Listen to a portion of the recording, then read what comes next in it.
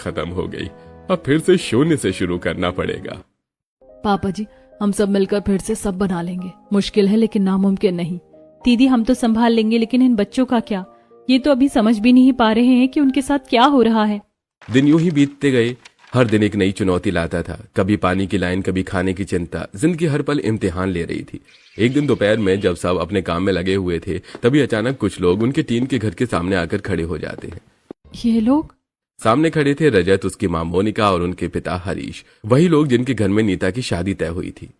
अरे आप लोग आइए ना, अंदर आइए। अंदर? यहाँ ये रहने की जगह है? देखिए, हमें तो लगा था कि हम एक अच्छे घर में रिश्ता कर रहे हैं, लेकिन यहाँ तो हालात ही कुछ और है। मम्मी, जल्दी चलिए यहाँ से। आंटी, अंकल, आप लोग ऐसा क्यों बोल रहे हैं? इसलिए क्योंकि अब सच सामने आ चुका है। तुम लोग तो अब सड़क पर आ गए हो। हम अपने घर की बहू ऐसी जगह से नहीं ला सकते। और शादी में क्या दोगे? अब खुद के पास रहने को घर नहीं है। हमारे घर में, हमारे समाज में हमारी क्या इज्जत रह जाएगी? बहन जी, ऐसा मत कहिए। वक्त खराब है, लेकिन हमेशा ऐसा नहीं रहेगा। हम संभल जाएंगे। रिश्ता मत तोड़िए। जी, हम वादा करते हैं अपनी बेटी की शादी में कोई कमी नहीं होने देंगे। बस थोड़ा वक्त दे दीजिए। हमें कोई वक्त नहीं देना। हमें अपनी बहू अच्छे घर से चाहिए, ना कि फुटपाथ से। नीता, मैं कुछ नहीं कर सकता। मम्मी पापा का फैसला ही मेरा फैसला है। रजत, तुम भी? रजत बिना कुछ कहे नजरें झुका लेता है। ये रिश्ता यहीं खत्म होता है। इतना कहकर वो तीनों वहां से चले जाते हैं। उनके जाते ही जैसे पूरे घर की हिम्मत टूट जाती है। मम्मी, मेरा क्या कसूर था? मैंने क्या गलती की? कुछ नहीं बेटा, तेरी कोई गलती नहीं है। ये वक्त ही खराब है। ऐसे लोग रिश्ते निभाने के लायक ही नहीं होते। अच्छा हुआ जो अभी सच सामने आ गया। लेकिन मुश्किलें यहीं खत्म नहीं हुई थी। कुछ ही दिनों बाद एक सुबह फिर वही डरावना दृश्य सामने आ जाता है। सरकारी अधिकारी और बुलडोजर। सब हटाओ यहाँ से। अभी यहाँ इस तरह से घर बनाना गैर कानूनी है। सब हटाओ अभी। साहब, अभी तो हम यहाँ आए हैं, अब कहाँ जाएं? हमें कुछ नहीं पता, आदेश है, सब हटाओ यहाँ से।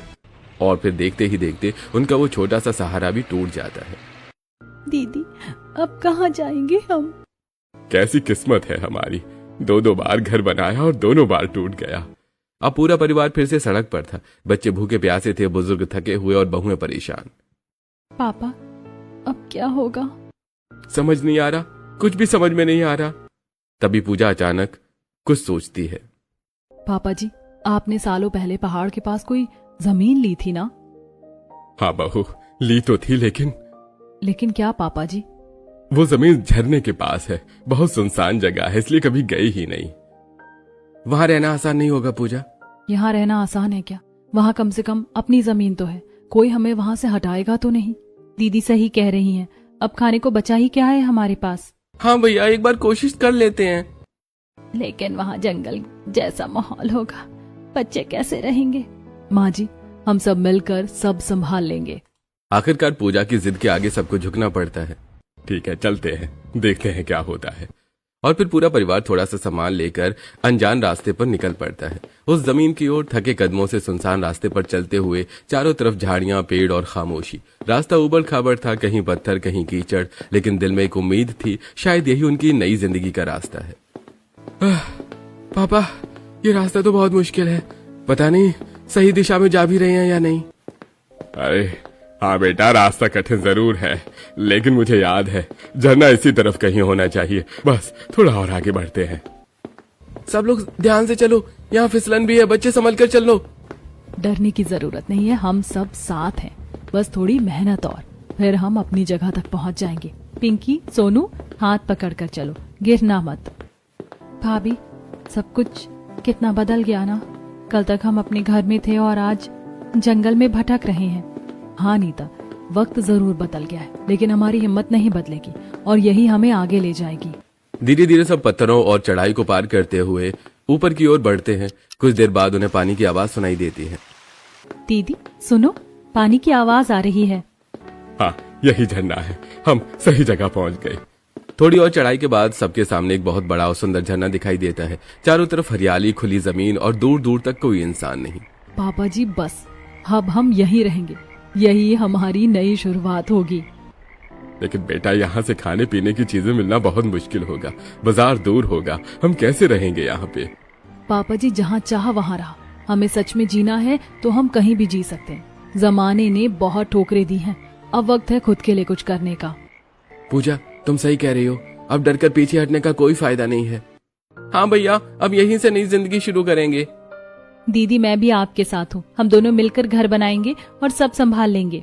मेरी बहुएं तो सच में लक्ष्मी है, मैं तुम्हें पूरा सहयोग दूंगी। लेकिन भाभी मेरा क्या? मेरा तो सब कुछ खत्म हो गया। ऐसा मत सोचो नीता, जो रिश्ता तुम्हें समझ नहीं पाया वो तुम्हारे लायक था ही नहीं। तुम्हें उससे भी अच्छा जीवन साथी मिलेगा, बस खुद पर विश्वास रखो। पूजा की बातों से नीता के चेहरे पर थोड़ी शांति आती है। अब दोनों बहुएं एक दूसरे की ओर देखती हैं और मनी मन एक बड़ा फैसला लेती हैं। चित्रा, अब हम यहीं अपना घर बनाएंगे। हाँ दीदी, अब यही हमारा घर होगा। सोहन जी, नीरज, आप दोनों जंगल से कुछ बांस और मजबूत लकड़ियां ले आओ, हमें वो घर बनाने के लिए चाहिए। ठीक है, अभी लाते हैं। हाँ, जल्दी लौटते हैं। दोनों भाई जंगल के अंदर जाते हैं और थोड़ी देर बाद बांस और लकड़ियां लेकर वापस आते हैं। उधर पूजा और चित्रा सूखी घास, पत्ते और झाड़ियां इकट्ठा करने लगती हैं। दीदी, ये सब करके हमें सच में घर मिल जाएगा ना? हाँ चित्रा, मेहनत से सब कुछ मिलता है, बस विश्वास होना चाहिए। झरने की आवाज के बीच बांस और लकड़ियों की मदद से उन्होंने चारों तरफ से अपना छोटा सा घर खड़ा किया।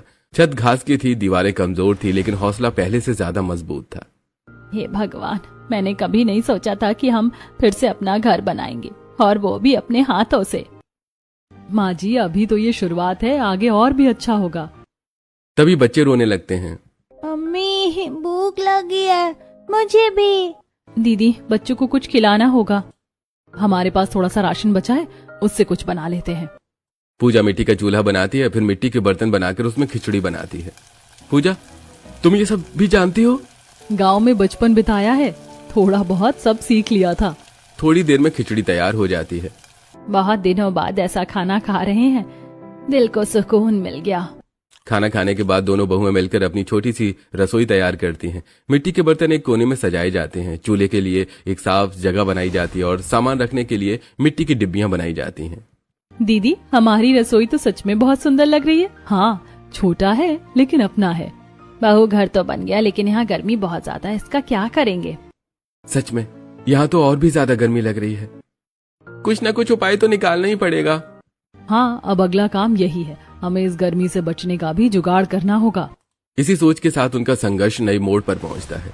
अब उन्हें सिर्फ जीना नहीं, सही तरीके से जीना सीखना था। झरने के पास बने छोटे घर में जिंदगी धीरे धीरे पटरी पर आने लगी। पर गर्मी अब भी बड़ी समस्या थी। दिन में दीवारें तपती, रात में ठंडी हवा चुभती। ऐसे में दोनों बहुएं इसका हल ढूंढने में लग जाती हैं। चित्रा, अगर हमें यहाँ रहना है ना, तो सबसे पहले इस गर्मी का हल निकालना होगा, नहीं तो कोई भी यहाँ टिक नहीं पाएगा। हाँ दीदी, दिन में तो लगता है जैसे घर के अंदर आग लगी हो, और रात में इतनी ठंड की नींद ही नहीं आती। तभी पूजा की नजर पास में पड़ी कुछ जूट की पुरानी बोरियों पर जाती है। अरे चित्रा, ये देखो, ये जूट की बोरियां, अगर हम इन्हें इस्तेमाल करें तो शायद कुछ काम बन जाए।